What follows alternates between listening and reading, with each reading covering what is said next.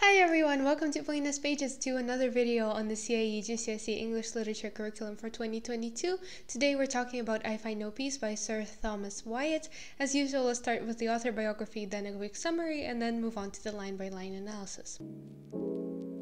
Sir Thomas Wyatt is believed to be the one responsible for bringing the Petrarchan sonnet form to English literature. A Petrarchan sonnet is basically from Italy, a sonnet that contains 14 lines, divided into an octave and a sestet, which we'll talk about later. Wyatt lived in the 16th century and served in court for Henry VIII carrying out foreign expeditions. He was knighted in 1535 and in 1536 imprisoned for supposed adultery with Anne Boleyn. His powerful connections got him out though. Anne Boleyn was the second wife of Henry VIII, and if you want to remember the other wives, the rhyme goes, divorced, beheaded, died, divorced, beheaded, survived.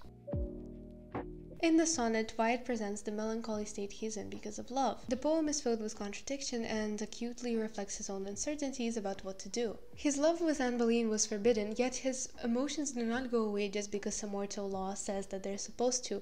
His poem makes us question, why do we go through what we go through for love? At the time, people had very strong moral values and rules on who you could love and who you could not love. So, for example, Anne Boleyn, he could not love. Hence, he presents us with these contradictions to show his own fluctuations in what he believes that he is in right to love her, and what he feels, and what he knows to be true. A Petrarchan sonnet typically follows the theme of unrequited love, and certain lines here do indeed suggest that her feelings towards him are not really as strong. She treats him with a bit of distance, however this could also be because she's just protecting herself. Alternatively, I think this is more about his inner struggles and about trying to come to terms with what he can do. His body does not listen to him and everything seems out of his own control. Looking back on some of my previous videos, I realized that I was taking a long time with the author biography and the summary, and while that was interesting and crucial, I decided that we need to narrow it down to only the absolutely requirement things that you need to know because there's less and less time before the exam. Let's move on to the line-by-line analysis.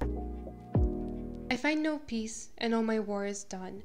I fear and hope. I burn and freeze like ice. The poem dives straight into the matter with no warning and no introduction necessary. The speaker wants the reader to experience the sense of turmoil that plagues him every day, and so he plunges us with him into this absurdity, into this sense of what is going on, why are there so many conflicting emotions. Love is beautiful, but this is a world of paradoxical statements, and the poem manages to maintain a tone that is both hopeful and at the same time melancholy. War is Done suggests that he has gone through a lot to be with this person, and just a note, autobiographically, like, yes, this makes sense because Anne Boleyn and of course the forbidden love, but also you shouldn't judge this poem entirely on a biographical basis, and you should take some words on a broader meaning and on a broader level of the themes and motifs he's exploring.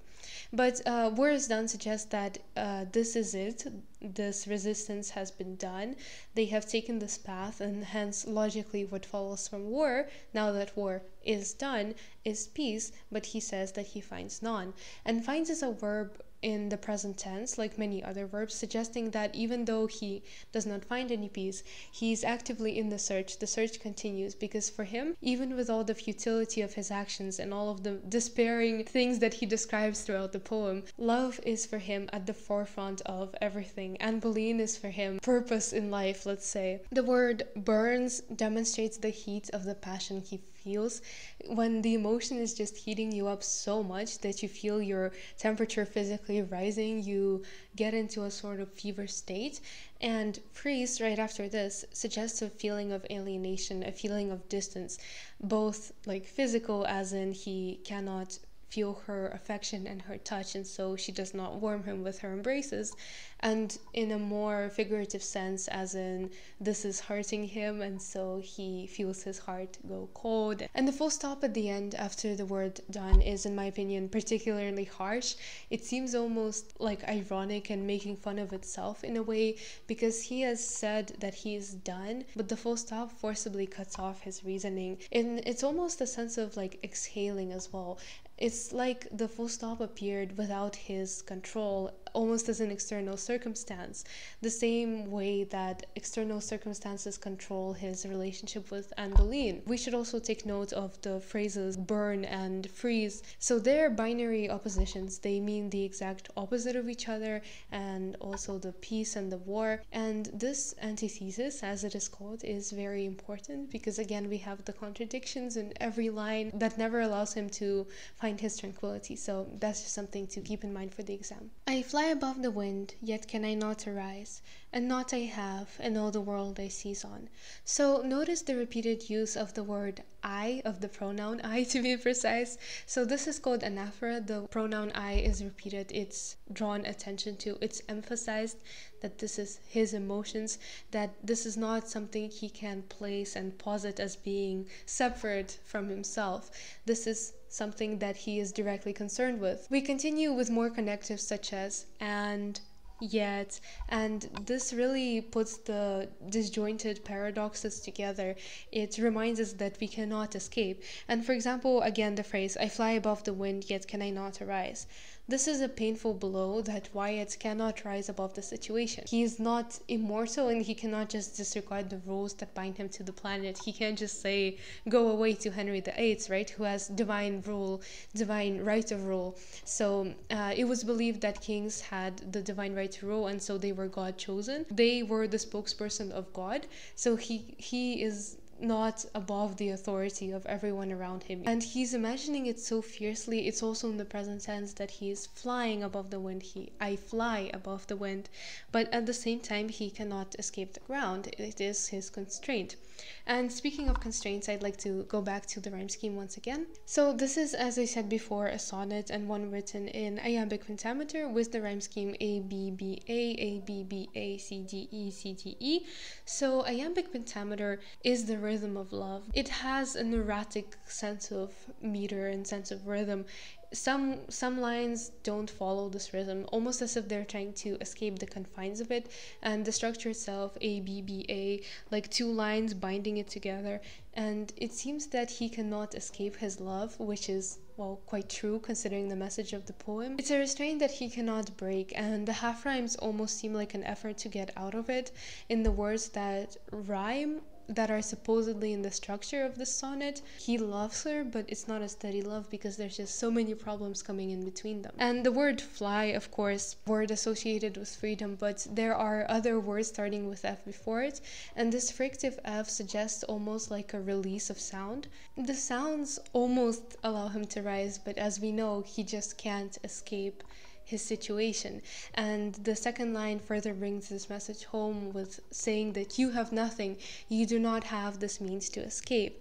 And notice how he, even after saying this, he retains that hope and retains that wish that maybe this doesn't have to be it, because love for him is this powerful thing that, yes, is the cause of his problems, but at the same time perhaps a savior. Note also that he says, I seize on, and not I seize the world, showing that he hasn't accomplished his goal fully. This is just something that he aims to do, and like other verbs, he's sort of suspended in a state of not quite being there, but not quite abandoning his goal either. And this is what makes this poem so, I don't want to say questionable, but perhaps in a sense of duality per se, because you cannot just discount it as this melancholy, terrible poem about a loss of hope and about social constraints that force people to conform to them even though they love each other and all of that, because you have hope and you have these verbs that suggest it. But I mean, the other side of the coin is, of course, that he hasn't really seized the world and that they're not together and that they can't ever be together. That loses nor locketh holdeth me in prison,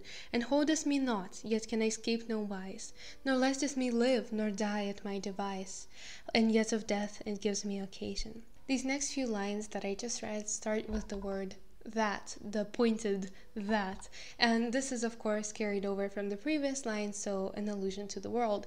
It is the world that does not locketh him. And back to the biographical digression that I spoke about in the beginning, because I know some people potentially skipped straight through the summary and the biography to the line-by-line analysis, which is fair, right? Busy people. All of the people who loved Anne Boleyn were imprisoned and beheaded. And it is only because of his powerful connection that Wyatt was able to get out, really. And I mean, I think here we see that the prison, aka the world being the entirety of the court, which is something that he cannot escape from because his entire life is based here, both financially, as in, well, where can he go, and both emotionally because his love is here. This prison cannot hold him, but at the same time, he's still in it. And again, we have this sense of hopefulness, but also a complete loss of hope. And there are hard the and th sounds that again sound as if air is escaping in locketh and holdeth, and the walls are closing in on him. The caesura with the hyphen in the phrase, yet can I escape no wise, shows a turn for the darker side and the severity of it all, just the situation with him being completely trapped. It really provides a sense of his frustration because the world cannot let him live and it cannot let him die, because at the time, I mean, suicide was a sin, so he physically can't just leave this world when it all becomes a pain and when it all becomes too much for him. But he cannot live fully freely because he can be sent to prison at any moment, and again, he's just at the mercy of external circumstances. But death, it gives me occasion. This means that he has reason to die and he wants that control. He has to constantly watch his back and the political intrigues taking place, because I think we know from history that as soon as people start talking behind your back in court, people start scheming, people start lying about you, your future is perhaps short-lived. Along with trying to secure his position in court, his tenuous position after the imprisonment, he also has to really rein in his feelings towards Anne Boleyn. Without eye and I see, and without tongue I plain. I desire to perish, and yet I ask help.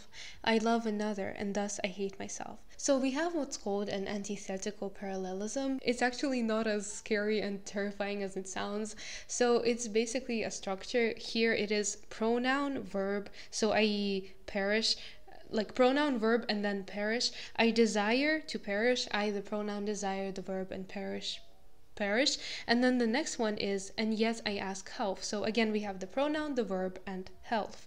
I pronoun ask verb and health. So why do I put health and perish as not really the grammatical name for it, but because you can clearly see that they are opposite, because health here in this context means to live and perish means to die, and they're literal opposites. It's the same with love, another, hate, myself, and these three lines really show the extent of his self-loathing and the boundaries that he pushes every day because he loves another. You can really see the extent of his struggles because he really fluctuates and he just can't decide. The structure is ultimately the same, just as his essence of being in love and looking for love is ultimately the same. He can see without love and explain without a tongue why he is like this. So he doesn't really need the senses because it's a sort of inner being, as I said before, his purpose.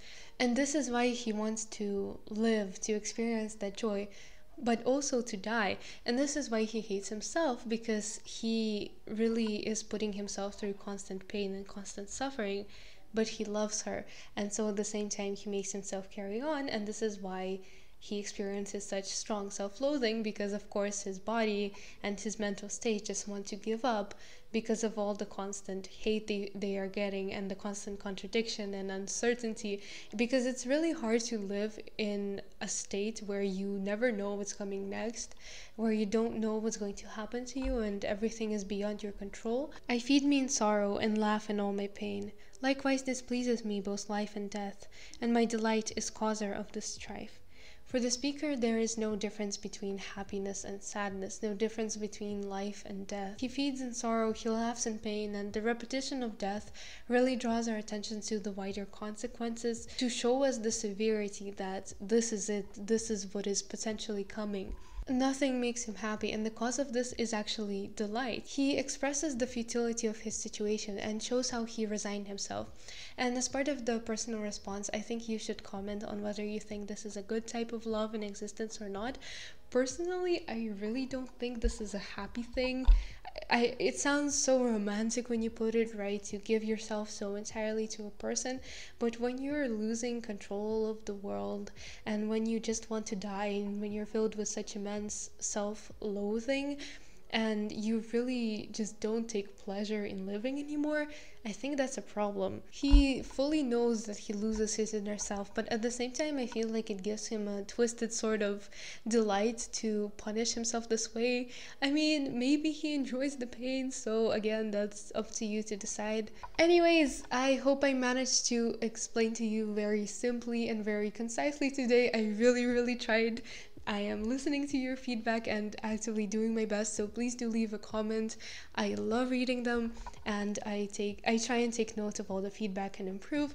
So yeah, thank you so much for watching, and PS, I am already working on a Reading Like Celebrities video, which will be coming out soon, but also I am currently flooded with books that I'm supposed to be reading, so maybe it will be like 2 weeks or at least a couple. So yeah, thanks so much for watching and for being patient, and bye, see you next week.